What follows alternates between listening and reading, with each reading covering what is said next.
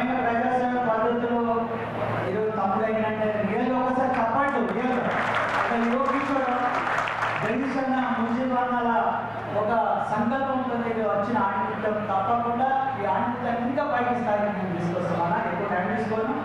ఒక రాష్ట్ర బాధ్యులుగా ఒకటే ఒక పూజ సమస్యలు చెప్తాను. ఒక జిల్లా బాధ్యులుగా మరి తెలంగాణ ఉద్యమంలో పునరుద్ధరణ గురించి ఎంతో కష్టపడి మీరు ఎంతో శ్రమ పెట్టి తెచ్చుకున్న తెలంగాణలో గత ప్రభుత్వంలో జరిగినటువంటి అన్యాయానికి నేను ఒక్కడే కారణం. దాన్ని తీసుకుపోయి ఆలోచన పడేసింది. కానీ ప్రజాస్వామ్యం వచ్చింది. ఈరోజు కాంగ్రెస్ పార్టీ వస్తే జగదీశ్వర్ వచ్చినాక ఈడలో ప్రజాస్వామ్యం వచ్చింది. అంతకుముందు మన అధ్యక్షులు చేసినటువంటి పిఎన్ఎస్ అధ్యక్షులు చేసినటువంటి ఒక చిన్న తప్పిదాల వల్ల ఈరోజు మనం తలెత్తుకోలేని పరిస్థితి నుంచి బయటపడుతున్నాం. ఏదైతే మన 6వ తారీఖున జరిగిన సమావేశంలో జగన్ గారు వచ్చిండ్రు, కోదండ గారు వచ్చిండ్రు, మరి వీళ్ళు వచ్చి మనకు ఒక మంచి సందేశం ఇచ్చిపోయారు. మరి ఇప్పుడు కూడా మన ముఖ్య అతిథులుగా చేసినటువంటి మన శాసనసభ్యులు మన పెద్దలు గుమ్మరెడ్డి గారు, నాయక్ గారు వీళ్ళందరూ కూడా ప్రభుత్వాన్ని చేరవేయడానికి మన సమస్యలు ఉంటారు. కాబట్టి వాళ్ళ ముందు 3 సమస్యలు అన్నా ఉద్యోగులు పొద్దున ఆఫీస్కి రాగానే ఫస్ట్ డిఏలు, 2 పిఆర్సీ, 3 పెండింగ్ బిల్. ఈ 3 కదా మా అన్న చెప్తారు. కాబట్టి నేను ఎక్కువ తీసుకోలేను. రేవంత్ రెడ్డి అన్న ఈ ప్రభుత్వంలో మా కొద్దిగా ఓపిక పడుతున్నాం కానీ భరించలేకపోతున్నాం. ఉద్యోగులకు సమాధానం చెప్పలేకపోతున్నాం.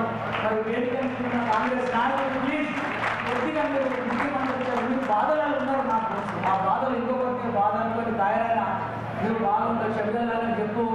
ఏం చేస్తావు మొన్ననే మంచి మాట ఇచ్చిండు. తప్పకుండా పాపం మీ పిల్లలు నిజంగా 6 నెలలు పిలిచిలేవన్నా జీపీఎఫ్ మేము కూడా కట్టుకుంటాం. ఏదో కూతురు పెళ్ళికో కొడుకు పెళ్ళికో కూడా పెట్టుకుంటాం. అవి కూడా వస్తలేవన్నా. ప్లీజ్ ఆగేదనా.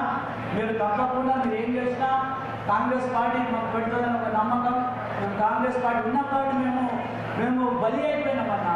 కాంగ్రెస్ పార్టీకి మద్దతు ఇచ్చినందుకు మదిగోడి ఆసుపత్రి రేట్లు నేను బాగా చేసినందుకు నాకు ఆదేశంగా పంపించారు.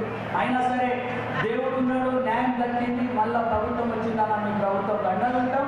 తప్పకుండా మా సమస్యల కోసం మరొకసారి మా ఇద్దరు అందరూ మాట్లాడిన తర్వాత మీరు తప్పకుండా వాటి విషయంలో శ్రద్ధ చూపిస్తారని విశ్వసిస్తూ వచ్చిన ఉద్యోగులందరికీ, మీడియా మిత్రులందరికీ, మహిళలకు ముఖ్యంగా వీడికలు ఆడగా చూస్తే మహిళలకి నిజంగా సోదరి మహిళలకు ఒక్కసారి చెప్పండి.